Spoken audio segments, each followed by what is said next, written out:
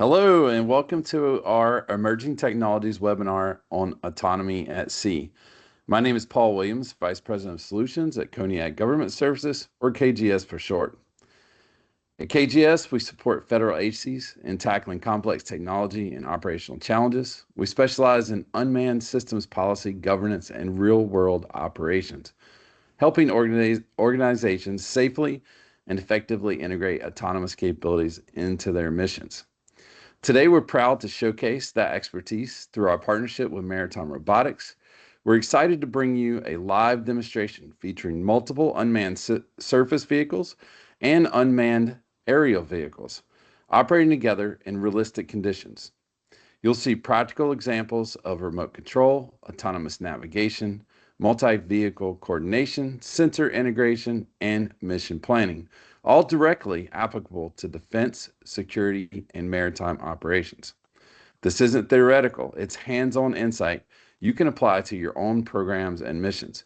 We'll walk through the demonstration together, and we'll do our best to address your questions in real time. Everyone's muted except for the host and operators. Please feel free to submit your questions to the chat, and we'll get to them as quickly as possible. Now I want to turn it over to James Fisher from Maritime Robotics to introduce the platform and mission. Yeah, hey, thanks, Paul. Good morning, good afternoon, good evening, everyone, depending on where you're joining from. So first, thank you, Paul, and the entire Cognac team for hosting today's event, and thank everyone else taking the time to join us today. My name, again, is James Fisher. I support Maritime Robotics in the U.S. across business development and technical sales for defense. My colleague, Chris Baker, is also joining me. He's head of North American Business Development. He'll be helping support the event and the broader discussion around our operational capabilities and mission applications. So before we dive in, I want to point out that all attendees today should have access to two separate views. So during the demonstration, we'll be showing what you see here as our PowerPoint, but eventually the VCS, Vessel Control Station. And within the chat, so if you click the chat within the Teams box, there should be a link for a live drone feed. So please ensure you do access that link and observe the drone footage during the demonstration. You will also note a slight delay in latency just from the drone footage, roughly 15 to 20 seconds. So just be aware that as we speak, the drone imagery does have to catch up. So throughout the demonstration, we do encourage you to use both views. The VCS screen will show the route planning, the vessel health, AIS contacts, sensor feeds, operational actions. The drone footage will show how those commands translate to the real world vessel behavior. So today is definitely not intended to be a slide-heavy presentation. The goal is to give practical look at how all of these systems actually operate in real-world conditions. At Maritime Robotics, we support a broad fleet of mature, reliable USB platforms, ranging from small systems like our Otter, all the way up to the larger platforms like the Mariner and Mariner X, and the Sentry family. So these vessels are designed to support a wide range of payloads and mission sets, including hydrographic survey, ISR, radar, AIS, EO/IR, sonar, ROV deployments, communication packages, and the list goes on. Globally, our company, Maritime Robotics, has delivered more than 300 unmanned systems worldwide. Our platforms operate across defense, commercial, research sectors. They also are supporting NATO-aligned operations, military exercises, offshore survey work, infrastructure inspections, and maritime security missions in some of the most challenging and diverse environments in the world. Our technology is becoming increasingly more important as governments and militaries look for ways to increase persistence, reduce manpower, lower cost, and keep people further away from the high-risk environments. Whether it's protecting the critical infrastructure, conducting hydrographic survey, or supporting port security, or within contested waterways like the Straits of Hormuz, or learning lessons from the conflicts of Ukraine, there's a growing recognition that autonomous maritime systems are going to play a major role in future operational environments. So today we're going to walk through several different mission sets and show how our unmanned vessels can support those domains. So as we go through this demonstration, we want this to be entirely interactive. So please feel free to submit questions in the chat, and we will try to answer them, as soon as we can. We'll also dedicate time at the end for Q&A. But there's something specific you want to address during a particular portion of the demo, please let us know. So with that, I'll turn it over to my colleague, Chris, who will give an overview of the vessels during this demo. Thank you, James. Our product line is built around a modular, scalable approach, allowing customers to select the right platform for their mission while leveraging a common autonomy backbone. This autonomy backbone is what ties all of the operations together. The Autonomous Navigation System, or ANS for short, is modular, sensor agnostic, and designed for real-world integration. Operators can execute missions in fully autonomous, supervised, or remote control modes with seamless integration into existing C2 frameworks. Across all platforms, our systems are intentionally designed to be sensor and payload agnostic. This means we are not tied to any single vendor or sensor suite. Instead, we integrate best-in-class technologies based on mission requirements. Whether the objective is ISR, mine countermeasures, infrastructure protection, hydrographic survey, or communications relays, our vessels can be rapidly configured with the appropriate payloads. This flexibility allows operators to adapt quickly to evolving threats and mission parameters without needing to redesign or replace the core platform. At the compact end, we have the Otter, a highly portable 2-meter USV designed for rapid deployment. The electric propulsion Otter has an endurance of 12 hours and a 30-kilogram payload capacity. These systems are ideal for hydrographic survey, environmental monitoring, and inspection work. The 4.5-meter Otter X builds on that electric propulsion foundation with increased payload capacity and extended endurance, giving operators more flexibility in the field. Moving up, the Mariner is our 6-meter diesel-powered jet drive platform, purpose-built for adaptable mission parameters. With a moon pool built into the hull, this vessel excels at deploying sensors that monitor or record subsea activity, including USBL tracking of a subsea asset such as an AUV or for ocean mapping. The Mariner USV is currently deployed worldwide, conducting offshore ISR, subsea asset protection, and wide area maritime domain awareness. Our largest platform to date is the 9-meter Mariner X. With a 2,000-liter fuel capacity, it can conduct over-the-horizon maritime operations in harsh, high-sea state environments while supporting a 1,200-kilogram payload for 25 days.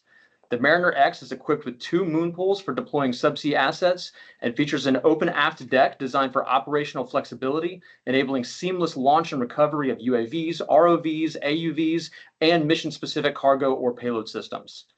The 5.2-meter Sentry USV is our highly adaptable platform built for attritable red cell operations and target simulation, with the flexibility to scale into force multiplying roles and advanced mission payload delivery. All of our vessels are constructed with HDPE hulls, providing exceptional impact resistance, corrosion immunity, and low maintenance requirements, making them ideal for long-term operations in harsh or debris-filled environments. With that, I'm going to turn it over to Sebastian for an overview of the vessel control station and some of the functionality you will be seeing throughout today's demonstration.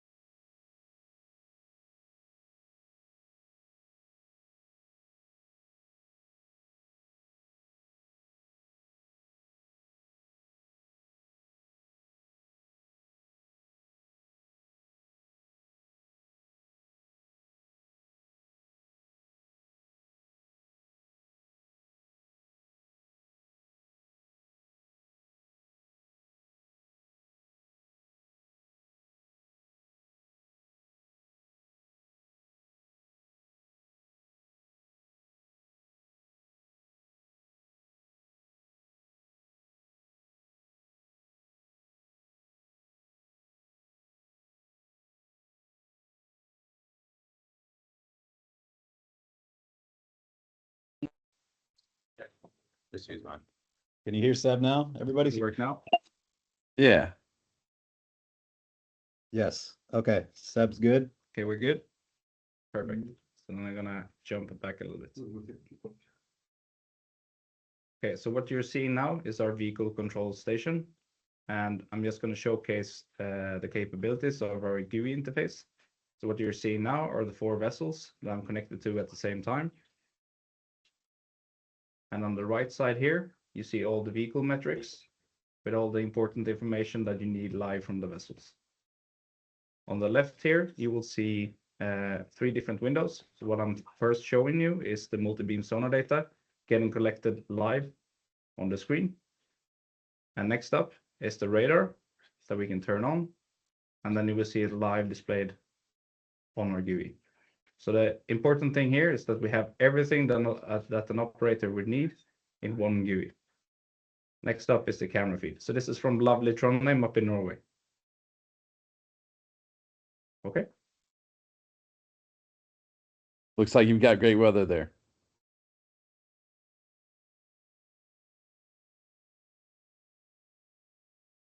Taking it over, Seb.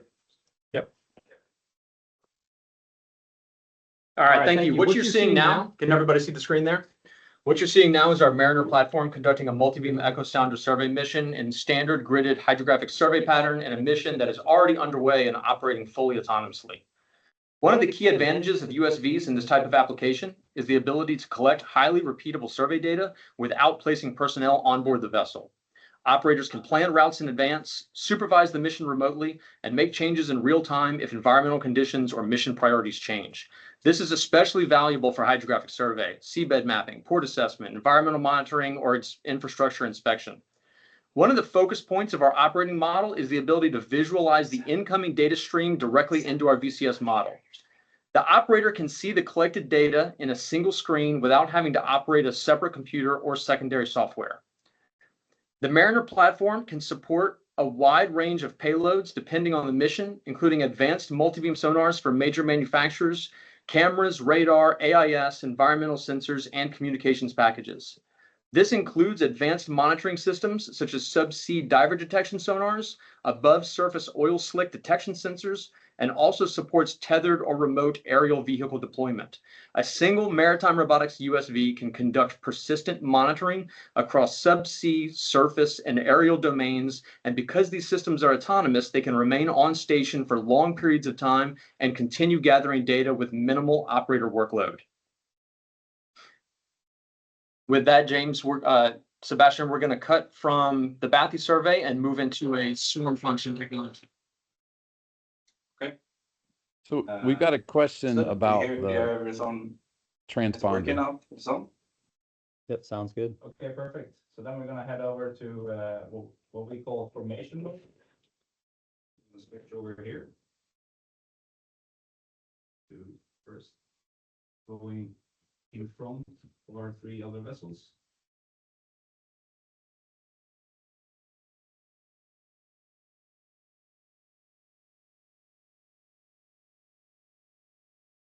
You can see they are already lining up for the formation mode.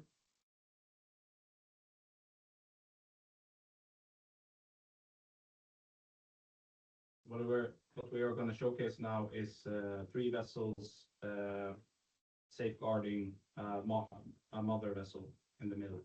So that's going to be the mother vessel is going to be the Mariner X, and it's going to have 2 sentries on each side, and then all of them following the master vessel, the Mariner 6.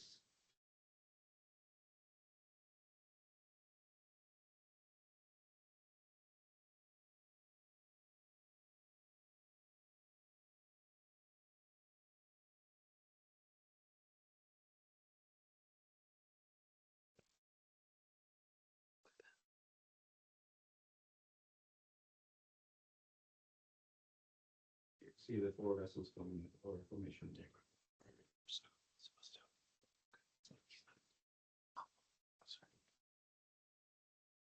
Yes, for the sound. Just through here. Yeah, good.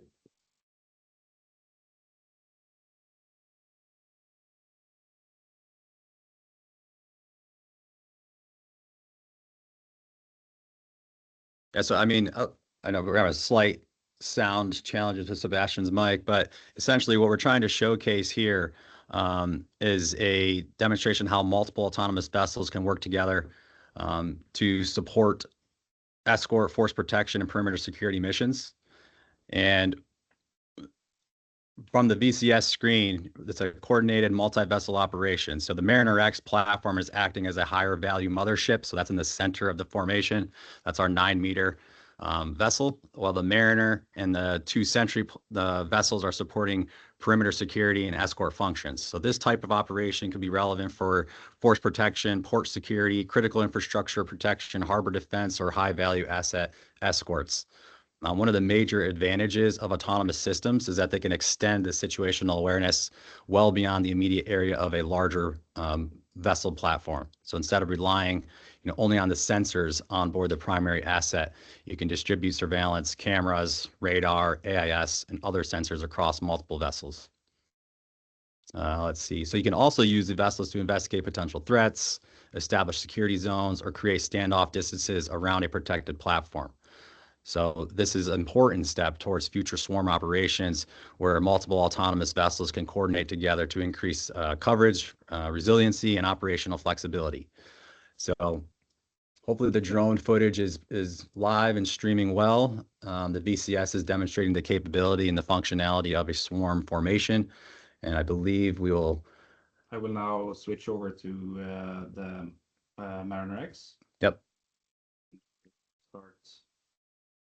Hey, James, while you guys switch over, one of the questions was about what sensor is being used for the bathymetry.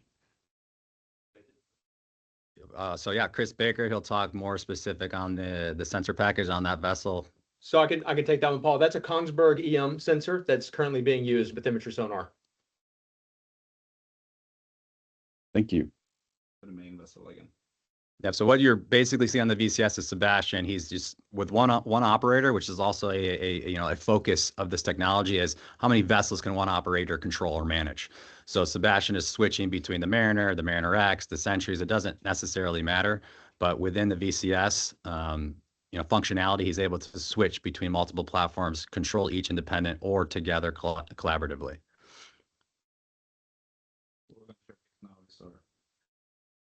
All our vessels go in formation mode, and I'm going to see if I can pop up the screen here a little bit for you guys. You should probably see you see the video feed now? So this is from the aft camera of the vessel and the following 3 vessels. So the Mariner X in the middle, and then 2 Sentries on each side. It's not showing. They've got it on the video. They can see it on the video feed. Yeah. What's the most that you guys have used or that you've operated from the screen at one time? The most amount of platforms, vessels? Yeah. Like with one operator? Yeah, one operator. Maybe 6, 7 or something. I mean, typically it comes down to like a safety factor, Paul. So, realistically, the quantity of vessels an operator can manage or control is quite high. However, 5 platforms typically per one operator is expected or a safe number. Depends really on the environment as well. Right. So environmental conditions, sea states, there's a lot of different factors that contribute to the total quantity of vessels one operator can manage. If you're in the open ocean, for example, where there's not a lot of risk, obviously the quantity can be increased. But for us, we don't actually have a limiting factor on vessels per operator. It's just a factor of safety. Yeah. I could see if there are if there's a lot of traffic in the area, that would be a concern as well. Yeah, contested waters is definitely an issue with how many operators can control multiple platforms. Yeah, absolutely. Hey, someone asked a question about obstacles avoidance system. You guys want to talk a little bit about that? Yeah, so we're actually going to kind of move on to the next demonstration within, the demonstration. So that's actually kind of what we're going to do. So Sebastian's going to shift now, as please continue to observe the VCS, but we're going to shift from the swarm capabilities to a collision avoidance scenario. So, sorry, I'm seeing questions pop up here. Collision avoidance area. Yeah, so essentially your object detection, your collision avoidance, that's what we're going to demonstrate now. So what you're going to see here is we have a manned vessel on the water that is going to basically transit in the direct path of our Mariner platform. And I'll let Seb talk a little bit more deeply on exactly what you're seeing and how this capability works. But essentially, Paul, to answer your question, you're going to see that here in a few seconds. Awesome. So the question that just came in, if y'all can hear me, is someone asked about incorporating AIS targets. So AIS targets are coming into the system, any AIS targets in the region. So we have transponders on the vessel. We are transmitting an AIS signal, but we're also receiving everything in the area. Yeah. So that's actually what I'm showcasing now. This is how easy it is since you have everything. Turn it towards him. So we are seeing the fjord Your microphone's up here in Trondheim.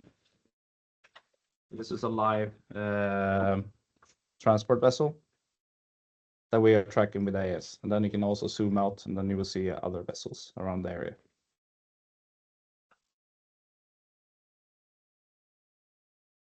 I hope that answers the question.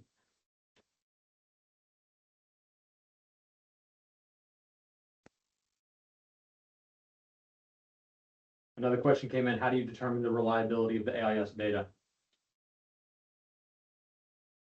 Like the quality or the up, so you got all the AS information up here. So you see the last update from the vessel and also all the information about it. And we can also, just as a nice feature, we added in that you can click a button here and then you will send over to marine traffic. That's a lot of people that know how to use the track vessels. So another question was, what platform do you currently use to access the different video feeds? They're all integrated within the VCS system. I'm not sure if they can hear me. You might want to repeat.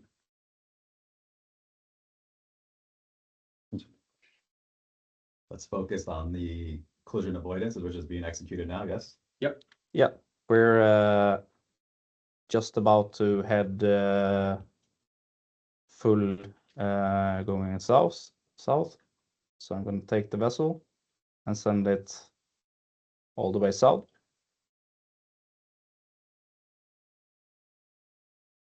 So Sebastian is controlling our Mariner 6 platform, and on the screen, the BCS, you will see what's called or labeled the Juggernaut.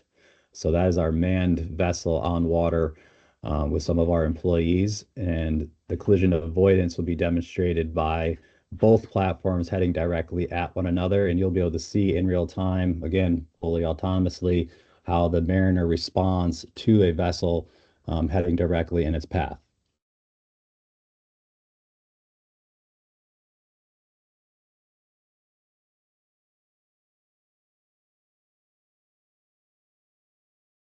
So as you see here. So this is our vessel that we're controlling now, and we're heading southeast, kind of south. And this is the vessel that we see and using the radar data. We're figuring out that it's a moving target. And then the calculations are done to start doing collision avoidance. So now you'll see the new path that it takes here. So one of the questions that just came in was, are we using the radar data in the collision avoidance? And the answer is yes. You just saw it active. Yeah, so the vessel basically is given a distance in which an object is detected. And then to ensure the vessel continues on its waypoint or mission path, it diverts, avoids the object, as you see, but then it will take its shortest or quickest route back to the mission pathway, right?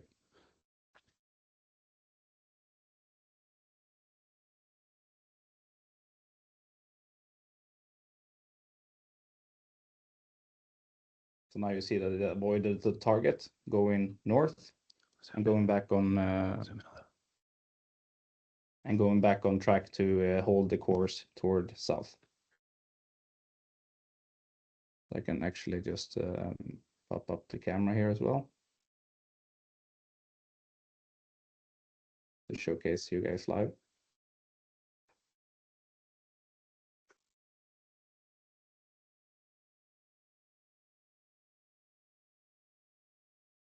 So for the demonstration, and obviously we're being sensitive to the time, we're showcasing the head-on encounter, right? But there's also cross situations, shouldering scenarios, and other common interactions that vessels just simply experience on the water.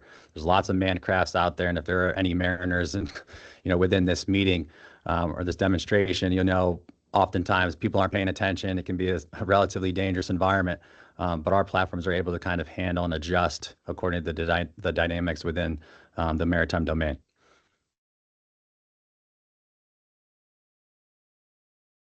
Boom.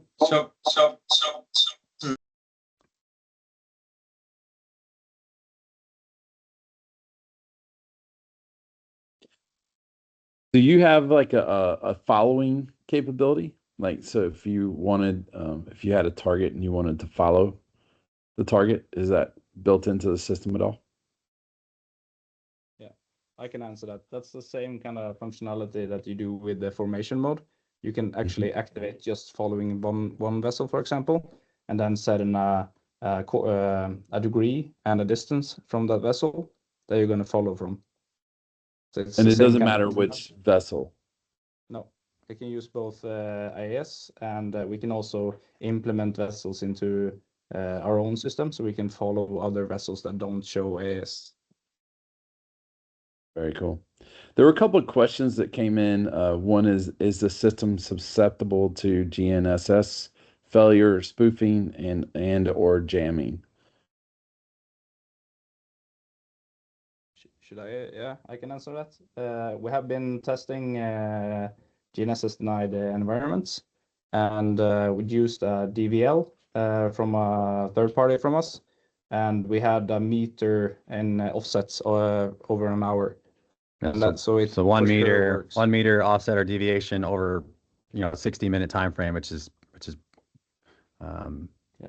pretty decent, pretty impressive, right? So GNS, divide environments, spoofing, all those things are real world applications and definitely, big asks, within the U.S. defense or other, NATO defense organizations. So yes, we've done the development and have successfully demonstrated that capability. So one thing to keep in mind with the vehicles is that this is a real world deployed solution. We have vehicles currently operating in contested war zone operations, and they are currently utilizing those types of technologies. Okay, I'm just going to showcase another case of collision avoidance. So this is doing cross path instead of dead head on that we just did. So I'm going to go crossing the path of our Marinex. So one question that did come in that I wanted to address was on whether there's a critical situation comes over, can someone take over remote controlling? And yes, so Sebastian has control of the vehicle. He can see what the vehicle is planning on doing, the mitigating action it wants to take. And if something looks like it's critical and he needs to take full control over the system, he can do that very quickly. Yeah, it's just as easy as clicking here, and then we have multiple different mission or control modes. So what I normally do is either course or heading. So if I would click heading now, it will pop a point that I can just move the vessel and it will stop there and go from there. Yep, and just reading through a few questions while we kind of are continuing the demonstration. Is the boat using both AIS, radar, data fused together for obstacle detection? So we have like a sea site solution, payload solution. It has a LiDAR. It has it's an Ouster OS1 or OS2, depending on the platform. Uses AIS, uses radar, and then we obviously have the camera system. So that stitched and fused together provides you the collision avoidance and object detection capability. Like Mr. Roundtree asked if the camera is simply on a test vehicle or are vessels who participate required to give access to their onboard cameras. So all the cameras you see on the VCS, those are standard on the platforms that we deploy. So every USV, whether it's the Mariner X, the Otter, the Sentry, it doesn't necessarily matter. All of those cameras are within or embedded in the VCS. So as operators, are able to view that live on the VCS screen you see here. So these are not test vehicles. These are all, delivered solution platforms in operation today, ready to either be delivered to a customer or for other demonstration purposes. So another question that came in was the range of operator control. You can operate these worldwide. We have control to these vehicles in the fjord here in Norway from the United States and vice versa. We've taken control of vehicles in the open Atlantic and Pacific from Norway. There is no end to the range. It is true over the horizon control as long as you have Starlink or some kind of satellite communications array. Another question that came up was on hydrographic survey specifically. asking about infill lines and gaps and artifacts. We do have smart programs built in to automatically infill an area. You can give it about an X and Y bounding box. It will begin the survey in the southwest or southeast corner, wherever you want to put it. It will begin collecting data. It will dynamically create the next track line based on the collected swath width of the line in front of it. So a dynamically positioning new track line. It's the most efficient way to map a survey area if you don't have certain NTL regulations that state that track lines must be 100 meters apart. You can also do this in a force multiplier. So I can have a mothership collecting bathymetric data, and I can have two daughter ships behind it dynamically adjusting their track lines based on the swath of the mothership in front of it. So extremely efficiently force multiplier to cover a large area of the seabed in a very short amount of time. Let's see, another question. How exactly are these technologies being used in defense? I mean, Chris can help out, but I mean, mine countermeasure applications, for example, you can also, utilize them as a multi-domain force multiplier, integrating autonomous, aerial drones, UAVs on our USVs. You also have the capability to deploy UUVs on a USV. So you're really, tackling all three primary domains within a defense or military application. UAV, counter UAV. So if you had an area that was going to go and defend an area, you could have counter UAV monitoring or payload right there. Yeah, that's so actually on VCS, Sebastian's kind of circling the center camera screen on the left side of the VCS. So that's actually a counter UAV payload that we've integrated on the Mariner, and it's being tested currently. So obviously, logistics, for example, if you're familiar with a lot of the mast or medium USV solicitations out there, providing a platform that's able to have a high payload capacity, a 20-foot or 40-foot Connex full of military gear, or a fully autonomous platform is able to, deploy to regions you don't want manned personnel, but obviously you need to still provide supplies, support, ammunition, etc. You can deploy these platforms into those regions, drop off the gear, and then get out of there without risking human life. Again, one of the things that we'd like to point out is the sensor and payload agnostic nature of the vehicles. So really, whatever you're looking to put onto the vehicles, we will work to get it integrated. So that can be, especially on the Mariner X with that large open back deck. On the Mariner, I can also put payloads on the top or aft of the vehicle. So really, the sky's kind of the limit for what we can put on the vessels and do with them. Let's see, Carl, do the units work in areas with no internet? So, I mean, that's a pretty broad question, right? So if the vessel is in an area with no internet, the operator, for example, Starlink is commonly used for beyond line of sight. So if the vessel has a Starlink and Starlink is accessible within that region, the operator can be sitting in the United States while the vessel's in Australia, for example. So as long as the operator is sitting in a location with internet, Wi-Fi access, which most likely they would be, you have full access to the platform. Now, if you're local, you have line of sight and other communication channels they can use, like Silvus radios, for example, is an option. You have 4G, 5G, if that's accessible. And then obviously within the line of sight, frame, you can also communicate with the platform. So we have redundancy across the board in terms of communication links. So hopefully that answers your question, Carl. Yeah, on cybersecurity, I can just take a Yes. look at all that. So what we do on our vessels, we have multiple different choices, but one choice is to have like a point-to-point connection. So that we have hardware and software working together to create a safe link between the vessel and the control station or multiple vessels. What's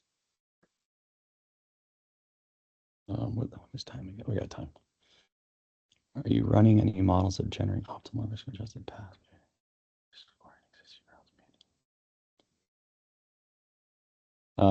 What are the average size of these vehicles? So our smallest platform, the Otter, which we will be showing here towards the end of the demonstration, is about 2.5 meters. The Otter X is 4.5 meters roughly. The Sentry platform is 5 meters. The Mariner is a 6-meter platform. And our largest is the Mariner X. That's 9 meters. However, with the HV hull material, we're not using aluminum, we're not using carbon fiber. We don't need a mold. You know, we don't need any like plugs, for example. We're able to kind of scale the size of our platforms to fit, you know, more specific bespoke solutions.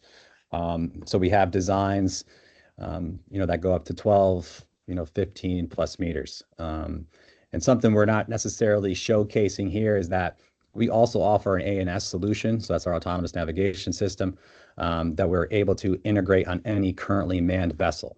So we've done a lot of the development, like with the propulsion systems, for example. We obviously understand the navigational tools needed to give you the autonomy and the collision avoidance. So we're able to drop in our ANS onto, again, any manned platform. And at the end, we'll have a kind of a summary slide chart that you'll be able to see some of the work we've done on manned vessels or just platforms in general where our ANS is integrated. A couple of other questions that Seb, hopefully you can answer on routing. Are you running any models that generate optimal or risk-adjusted paths between A and B, or are you scoring them manually? You see that? Yeah, I see that. So that's where our collision avoidance comes in. We're not really there 100% yet, but that's something that we are working with as well. To implement like charts, for example, to be able to do collision avoidance with land, for example, or existing targets that you already know are there. So one thing that we didn't hint on is the history of maritime robotics. We were founded in 2005, actually as a software company interested in the autonomy portion of this. There's a lot of interest these days in autonomy on platforms. So one thing to remember where we're coming from is we have over 20 years of experience with the autonomy of these crafts. So we're kind of setting the gold standard then, if you will, for how that autonomy functions. That's very impressive. So next question, mentioned data fusion in an earlier question for obstacle avoidance, radar, LiDAR, camera, AIS. So the question is, if the fusion is done algorithmically, or is the pilot who receives that multiple inputs? So Sebastian can dive in and provide probably a better answer than I guess. Vessel, and the vessel is using the multiple inputs, so it's nothing that I have to control or do anything with. It's doing that automatically, so algorithmically. Yep. So loss of comms, this is actually pretty standard in the industry for USVs specifically. If all comms are lost, you know, there are different fallback modes. That the operator can choose. Typically, the vessel kind of goes dead in the water, or virtual anchor, or loiters. Again, you can set different fallback parameters for, you know, whatever you're trying to actively do. So there's lots of redundancy, lots of safety, you know, functionality or features that we ensure is offered on our platforms. So yeah, if there's a loss of comm situation, that's kind of what we do. So next question that I saw come in from Brian, you're asking about whether the system can track and follow not just an AIS target, but anything that it kind of sees, whether it be an aerial drone or a subsea asset like an AUV. The answer is yes. So as long as we can see it on our system, either through a sensor in data or visualization, we can track and follow that target. So Tom, do you have or are you working on subsea applications products? So I mean, we don't currently develop or build any UUVs per se. However, which we can actually shift to, you know, we've integrated, you know, ROV, you know, tethered systems, the Blue Eye Robotics drone you'll see here on our Otter platform, which we actually will jump to here, I think, in the next couple seconds. But in other UUV deployments. So although Maritime Robotics doesn't actually develop that technology, you know, we've integrated and deployed those solutions. One question came in on wave heights for the vehicles and how they can handle sea states. So we can go through each of the vehicles and list their sea states, but for the Mariner X, sea state for surveying, obviously you want to be as calm as possible. But for transiting of the vehicle, sea state 5 or so, sea state 7, I can say is what we list as survivability of the craft. But I will say off the record that we have had Mariner X's go through 9-meter swells, so that's technically sea state 9 with a delicate payloads package on the back of it, and it came out just fine. You're going to talk about ROV. Yeah. Yeah. We're ready to move to that? Yeah, I can. You want to do it from your screen? Wait, we're not going to show that yet. We're going to show. So we're just transitioning now to one of the last vessels that will be showcasing the demo with the Blue Eye Robotics tethered ROV integration. So just bear with us one moment. Yostein, if you can hear us, we can switch over to the other drone feed.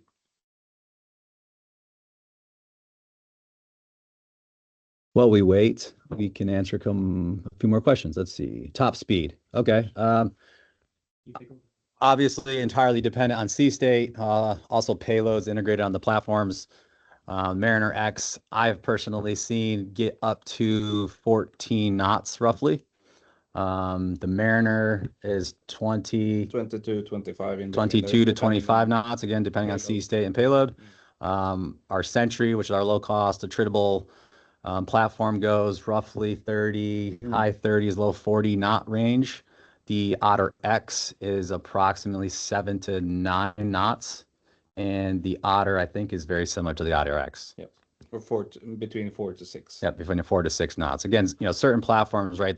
As we discussed earlier in the presentation, the Otter and Otter X are fully electric propulsion. So they're meant more for the survey space. So your typical survey speeds are that 4 to 6 knot range, and that's kind of why they're built, right, to accommodate that specific use case.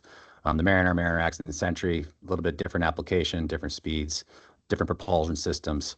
So yeah, hopefully top speed question was answered. So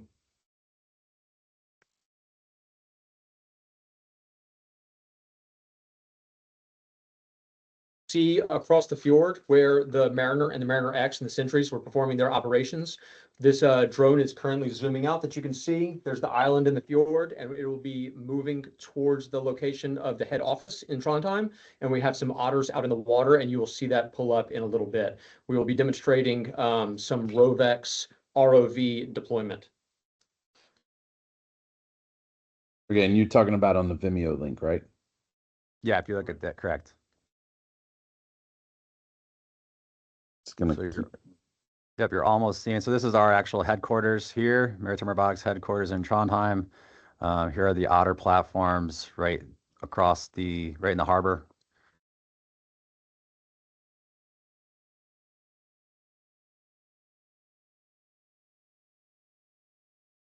And the Otter will be discussing mostly as the tethered ROV system. So switch to the.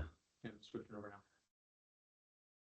If you continue to watch the Teams screen, you'll see a video of that deployment and how the ROV performs In Arctic conditions. in Arctic conditions. Yep. Yeah. So I'm gonna start share screening here again. So first, before I play the video, and the video should be up now, we're going to transition now across the fjord, show a very different type of mission. Am I muted? Yeah.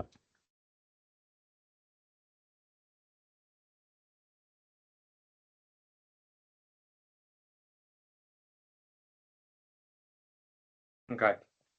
Everybody should be able to hear me now. Oh yeah, can see it.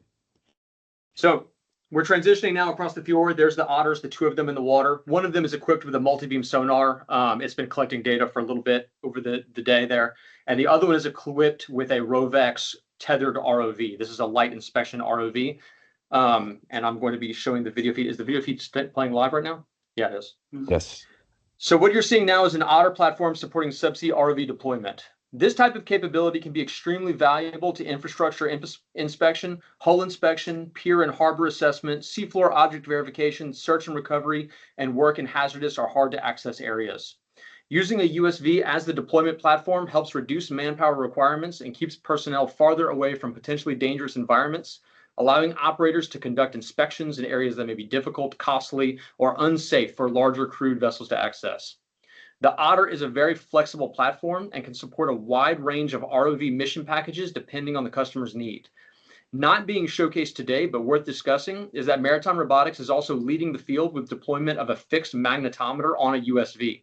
Working closely with our industry partners, we have successfully integrated the HyperMag magnetometer onto our USV, allowing for autonomous seabed anomaly detection, UXO identification, infrastructure surveys, search operations, and other applications where detecting magnetic signatures is important. These systems can also be deployed quickly and repeatedly, which helps lower cost and increase operational flexibility. This is another good example of how autonomy is not limited to one specific mission set. The same vessel can be adapted to support defense, commercial, scientific, and industrial applications. It's a great force multiplier. How quickly can you guys get a new vessel We can go to questions. into someone's fleet? Yep. Are you muted? I'll try. All right, another question. Mr. Wilson, does the mission command dashboard have some sort of training and or mission rehearsal mode, a way for the operators to complete practice missions based on anticipated mission conditions for upcoming operation? So Maritime Robotics, we offer a simulator that allows anyone essentially to learn, operate, practice how to control each of our platforms. I think, Tyler, what you're referring to from Gradient Marine is a more like physics-based modeling, I would assume, and like real-world dynamic environments. So Maritime Robotics does not have any capability to demonstrate that or practice or rehearse. So no, but our simulator allows you and operators to practice, right, without having an actual vessel on water, which is typically extremely valuable to, most of the customers that, are interested in our vehicles. Are these systems being used in rescue and recovery ops? Currently, Technically, the blue eye is. yes. Yeah. Technically, the blue eye is. I mean, I think realistically, there's nothing preventing us from supporting that type of mission set. There have been conversations with FEMA, for example, during hurricane or disaster reliefs, deploying USV platforms into those regions where, again, are extremely damaged or dangerous. Deploying a USB platform to provide medical supplies or just even a communication link, right? If you have a onboard Starlink, for example, with open Wi-Fi, no password restrictions, individuals with phone or service potentially could access that and be able to communicate location and get help, ideally a lot faster by using these platforms. So we certainly could and are willing to support any rescue and recovery ops.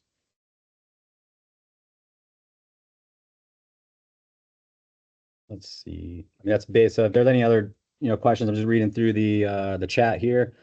Please keep sending them. We have about another 10 minutes.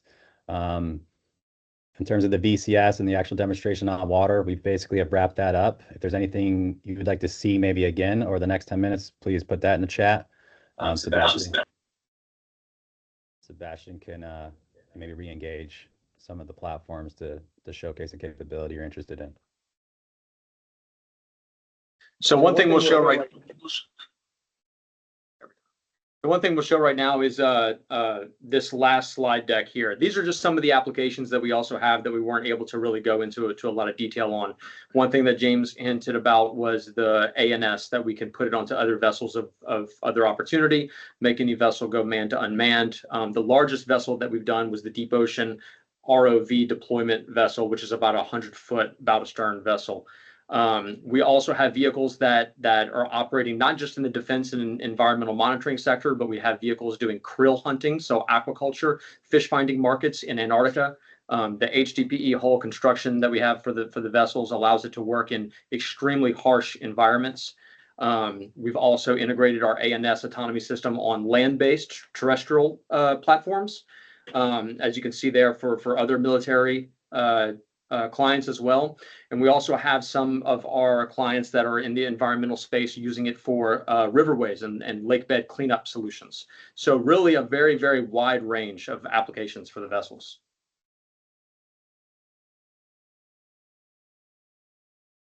Another question is launch and recovery.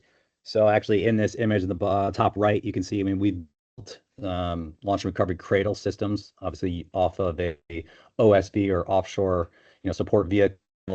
The vessel is nested in a cradle, a crane that's on the OSV lift the cradle, deploy it into the water, vessel backs out, and also is recovered in reverse. Drive the vessel in the cradle. We typically have a mechanism in the front of the bow that latches in to kind of keep it stabilized during rough sea states to ensure it doesn't fall back out of the cradle. And you could essentially do this for any of the platforms. We have developments with the Mariner X. The top right image is for the Mariner, and there's really no concerns, challenges, or issues doing the exact same thing for the Otter, Otter X. Another good question was, can it handle shallow water conditions in bank effect and autonomous mode? So kind of the neat thing our platforms are, they're jet drives. So, you don't have props, right? That allows you to get into more shallow conditions.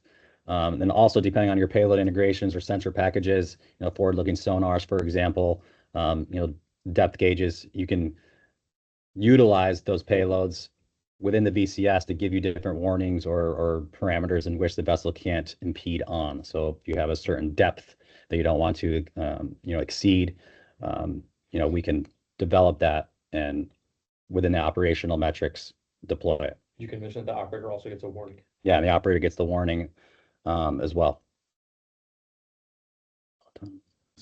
Hey, James, I want to add in something really quickly. Like, one of the powers of your platform is the ability to attach different types of payloads, different types of comms devices. I'll get that. Yeah, we will be at Sea Air Space. I see you, Tom Wilson. Yes, we will be at Sea Air Space. We'll be at Soft Week. Our booth number, not entirely sure, but I can find it and give that to you or put it in the chat. Towing. Have you tested towing capabilities for geophysical surveys? How's the overall stability of each platform when towing? I know that one a little bit better. Yep. Go for it. Yep. So we have tested towing systems on the Mariner X platform, especially. That's the biggest one that can handle it. The Mariner platform as well is probably capable of towing. The Otter and the Otter X, it's probably not going to have the power that you need to tow a system. Whether that's streamers for hydrographic seismic survey or something of that nature. But we have a lot of partners, again, that we work with to develop the winch systems to be able to autonomously pull those systems in and out. So if you have a specific use case for especially seismic hydrophone survey, we can absolutely take a look at that on a case-by-case basis. One of the things that we like to keep in the heart and soul of the company is we're adaptable, we're modular, we're very bespoke, so we can treat every single client uniquely, specifically for your use case.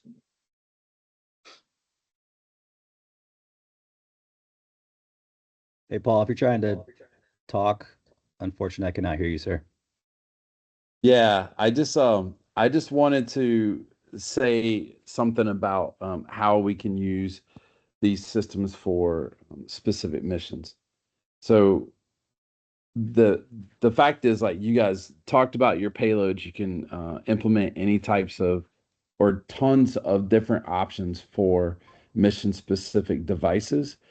But where we can help in partnership with Maritime Robotics is develop custom software, data fusion, monitoring for specific missions, incorporate custom packages from the customers themselves to make sure that you're able to use this platform to accomplish the mission.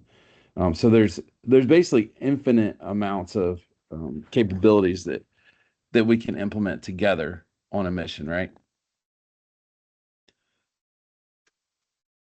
No, that's exactly right, Paul. Infinite, really. And I was just told back on the towing for arrays, we have successfully towed ASW, so anti-submarine warfare hydrophones in the water column with our vehicles. Yeah, but to answer more on yours question, Paul, I mean, we're agnostic, right? Just envision a boat that's a bus, right? It has a ton of power, has the data. So any customer that approaches us with an opportunity to deploy a specific payload sensor package, suite, etc., we basically are able to integrate whatever they need.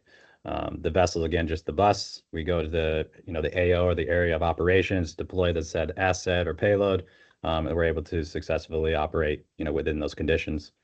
So we don't actually care personally, but yeah. And that's typically where partners like us come in with your platform, is to help build out those packages, right?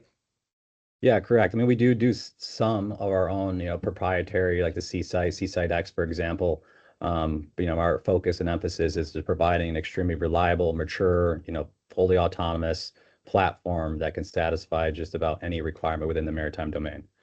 How Right. customers want to utilize them, it's pretty unlimited, and we're happy to support. Yeah. Also, I just saw a question from Larry. What boat are we using at Antex? So we will have, for everyone attending, Antex is up in Port Hueneme, California, and August 4th or 5th, I believe, is our demonstration date. We will have a Mariner.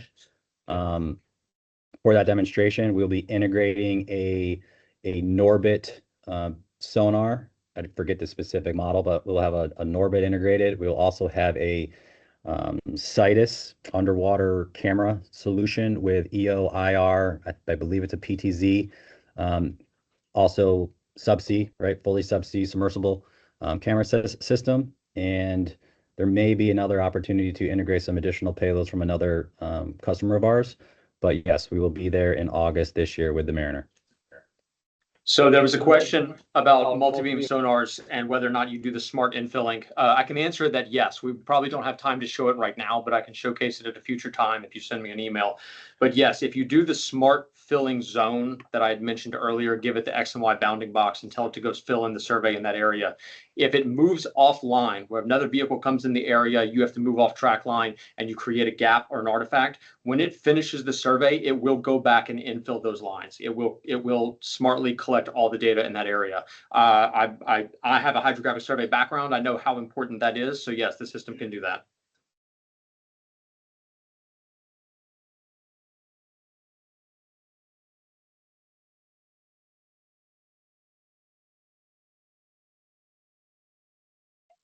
So just reading through, Jake, can you show the view to the operator of vessel controls for onboard systems? Not entirely sure what you're referencing or referring to. Maybe the payload, if you're referring to the payload. Yeah, I can start sharing again. Yeah, go ahead, Yeah, Sebastian. Sorry, I forgot he wasn't sharing screen. So Sebastian will share his screen. He can kind of give you the VCS overview. On the right-hand side here, you have your vehicle statement of health, obviously battery, you have your fuel capacity, if your billages are on or off, etc. On the left here is more payload specific. So this is the Mariner platform with the subsea sonar. So you're able to get the depth reading. You have your radar, your instrumentation for your radar here included.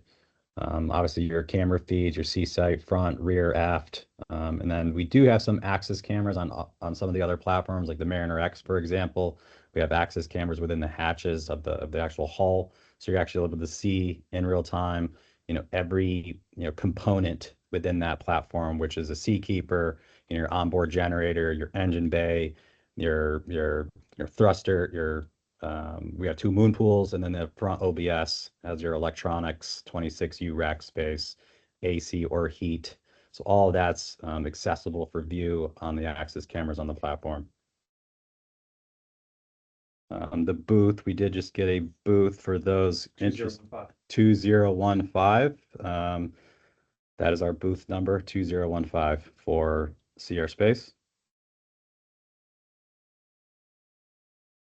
I know we have about 2 minutes, just looking through some additional questions.